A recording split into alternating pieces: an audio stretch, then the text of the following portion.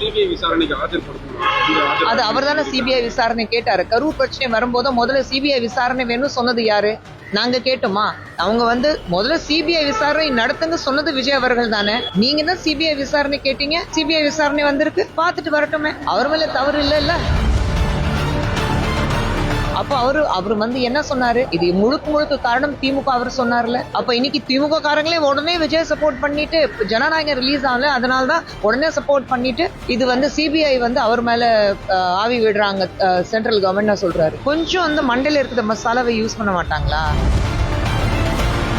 விஜய் அவர்கள் சிபிஐ விசாரணை கேட்டிருக்காரு. சிபிஐ விசாரணை நடக்குது. அவர் ஆஜராகி வருவாரு. அவ்வளவுதான். வேற ஏதாவது இருந்தா கேளுங்க. விஜய் மட்டும் தான் நம்ம பேசிட்டு இருக்கோம். இல்ல அதுதான். அப்போ 5 வருஷமா மக்கள் படிக்கல. அதுதான் நான் கேட்கிறேன். தேர்தல் நேரத்துல உங்களுக்கு பெண்களுக்கு 1000 ரூபாய் கொடுக்கணும், ரேஷன் கார்டுக்கு 3000 ரூபாய் கொடுக்கணும், லேப்டாப் கொடுக்கணும்.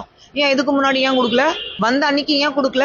21ல வந்தீங்க ஆட்சிக்கு, அப்ப ஏன் கொடுக்கல? 2022ல கொடுத்தீங்களா? 23ல கொடுத்தீங்களா? 24ல கொடுத்தீங்களா? இப்ப மட்டும் ஏன் கொடுக்குறீங்க? ஏன்னா எலெக்ஷன் இருக்கு. எலெக்ஷன்ல மக்களுக்கு எப்படியாவது ஏமாத்துறோம். அதனாலதான் இந்த மாதிரி பண்ணலாம்னா ஒரு அந்த கேள்வி மட்டும் என்கிட்ட கேட்காதீங்க. எங்க கட்சி பொறுத்த வரைக்கும் கட்சி ஜெயிக்கணும். தனிப்பட்ட முறையில யார் ஜெயிக்கிறாங்கன்னா முக்கியம் கிடையாது.